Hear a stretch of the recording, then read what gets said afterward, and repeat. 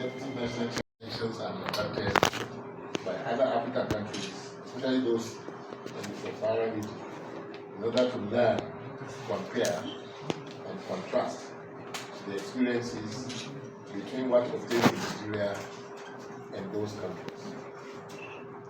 What lessons, if any, Ipac could learn from exercise in those countries. The trip by Ipac to Liberia was facilitated by Professor Mahmoud Yakubu, the chairman of the Independent Electoral Commission, INEC, following a request by Ipac for opportunities to learn from experiences of other countries to review, to improve our processes of conducting elections in Nigeria. The Ipac Elections Observation Mission, comprising of the underlisted party leaders, left Nigeria for Monrovia on Saturday, 7th October 2023, and returned to Nigeria on Wednesday, 11th October 2023, after a successful and peaceful election in Nigeria. The team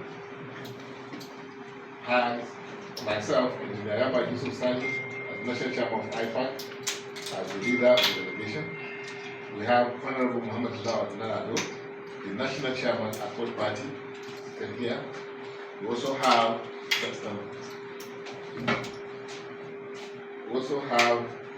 Chief Ralph Oke Wosu, the National Chairman, African Democratic Congress, ADC. We also have Ajia Zainab A. Ibrahim, Deputy National Women Leader, All Progressives Party, that is APC. The four of us were the delegation that went to Nigeria. The EOM, that is Election Observer Mission, delegation arrived in Monrovia late evening Saturday, 7th October 2023. We were lodged at a hotel in the center of the city, Monrovia. The following day, delegation had a highly informative interaction session with NEC chairperson, Madam Davideta Brown Lansana, and the commissioner in charge of political parties.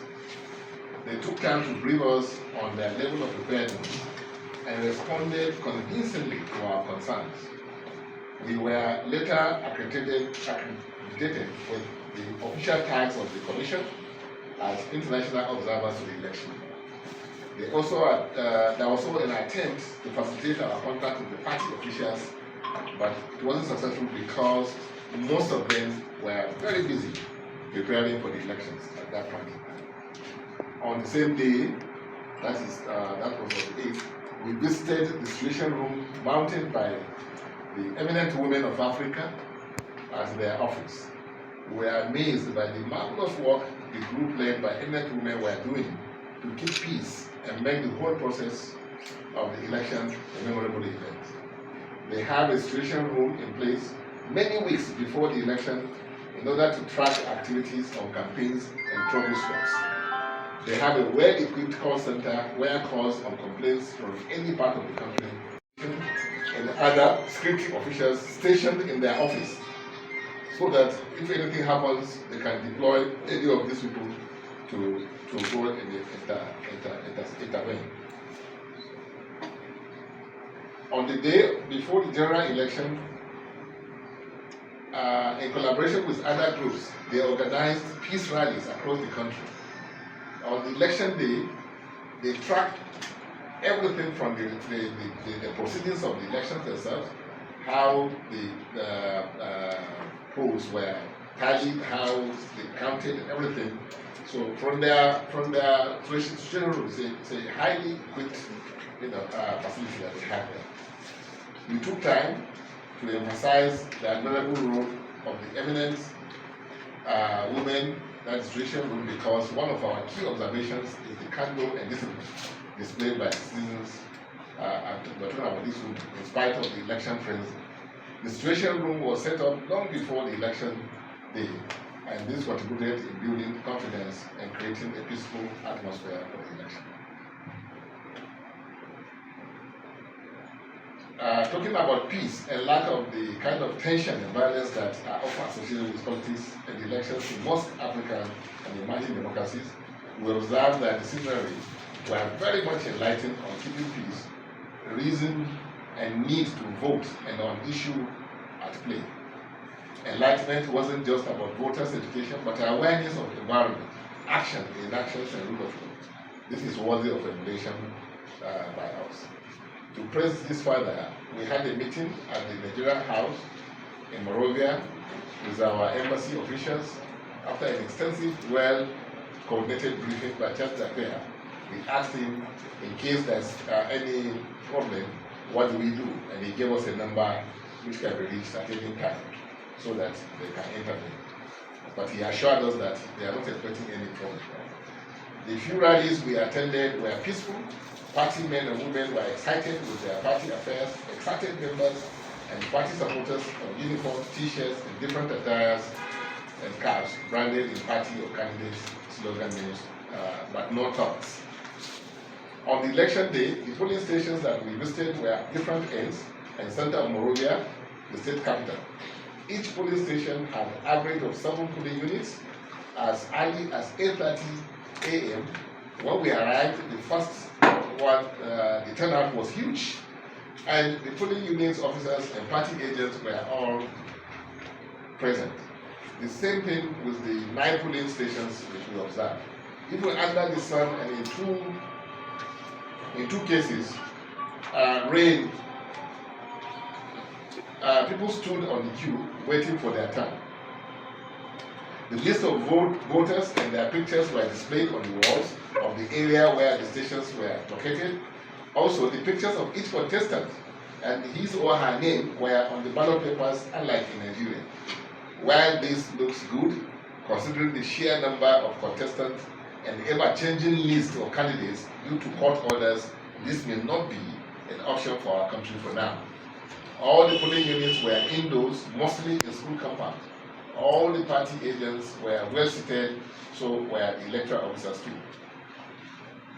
The polling station had 1 law enforcement, but a few we visited had no security man in sight in some of the polling units. So that goes to tell you how peaceful the election was.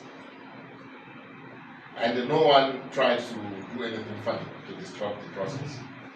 Because of the large turnout and the slow manual accreditation process, most polling stations opened into the night. On the D-Day, Liberians really, voted. This is the fourth consecutive election since the end of the Civil War 20 years ago. The Civil War that ended in 2003. So there were 2 main contestants.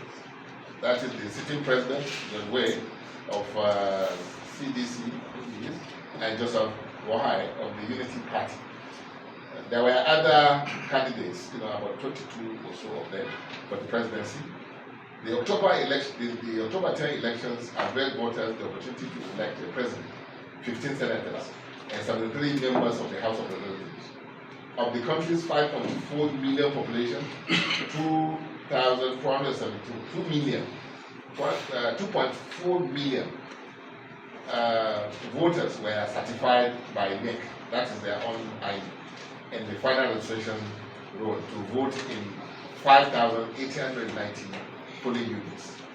Like in this country, we have about 160,000 polling units, so they have only less than 6,000 polling units there. There were 31 political parties who nominated 1,128 candidates for different offices, while 195 independent candidates contested in several polls. The 2023 election was an election of many firsts. It is the country's first reliance on the biometric register for general elections following a national census.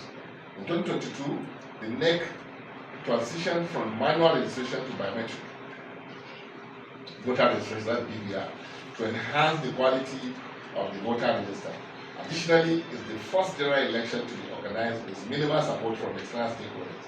For instance, the election was secured by Liberia security agencies following the exit of the UN in March 2018. That's the peacekeeping mission of the UN. General elections were held in Liberia on 10th October 2023 to elect the president House of Representatives and half the Senate, that is half the Senate. Incumbent George Wade was eligible for second term due to the reason that the major candidates did not receive a majority in the first round. So there is now a runoff which is planned for 7th November 2023 because the two major contestants were not able to receive a majority in the first round. The result of the election, as the last time we checked it, is that George Wade scored 803,674, which represents about 43.84%, while the opponent scored 796,313, representing 43.44%. So you can see it's a very, very close neck and neck kind of race for 3.8 and for 3.4. It's a very close result.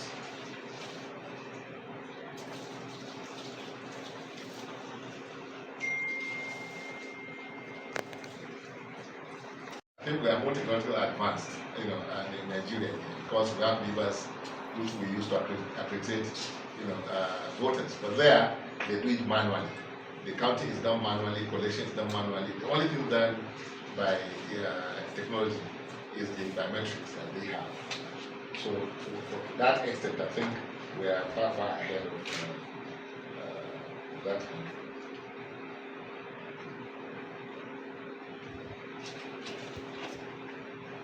So, as one thing that was responsible for the law and order, the orderly manner by which that election was conducted. And we didn't see the sign of use of money.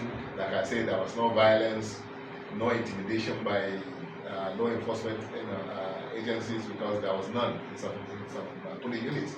And the elections were orderly, even at that. So perhaps I think we have something to learn from there.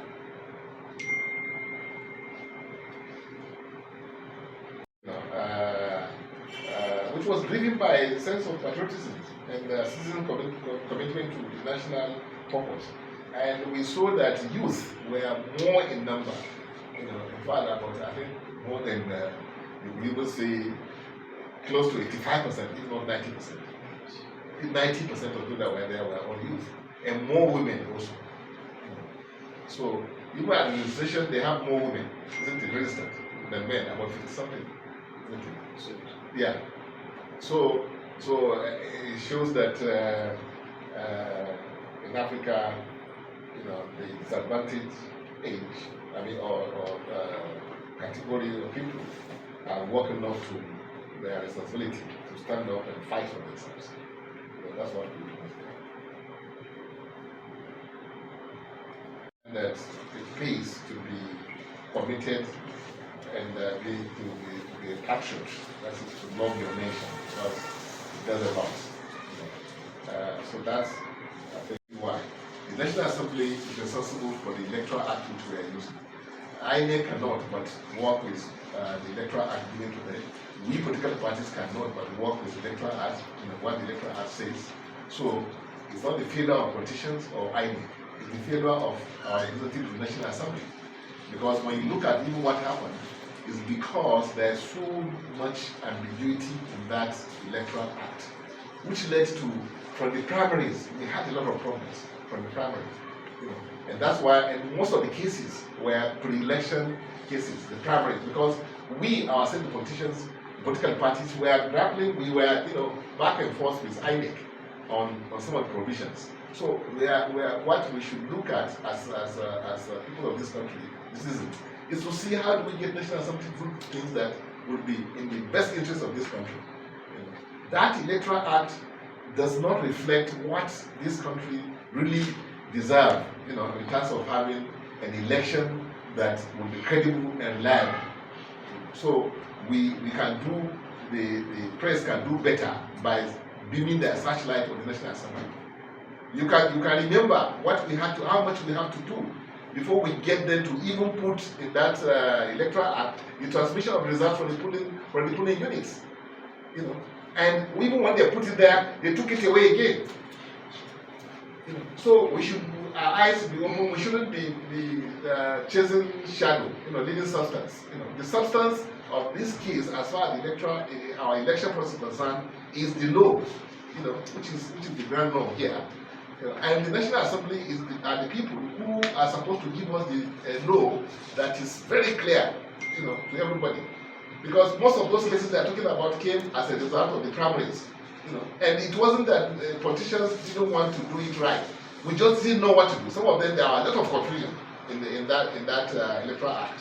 So we should revisit the electoral act. They shouldn't blame the INEC or blame us, the politicians. We should blame the National Assembly.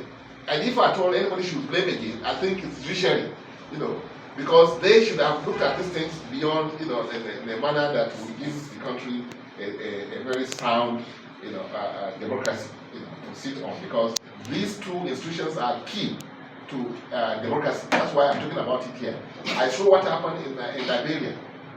I saw people that are committed to their nation. And here you have people elected are serving only their own interest. You can say they are politicians, yes, but once we have elected them, they are no longer under our control anymore. So it's you guys that can really get them to do what they're supposed to do in the interest of this country. It's not INEC, it is not the politicians. It is the law. We can't do anything outside the law. This is a constitutional democracy that we are operating in this country. Everything must go by the law. The law given to us is so obscure. So INEC is a victim. We are also victims as political parties. So thank you very much. 4% of the election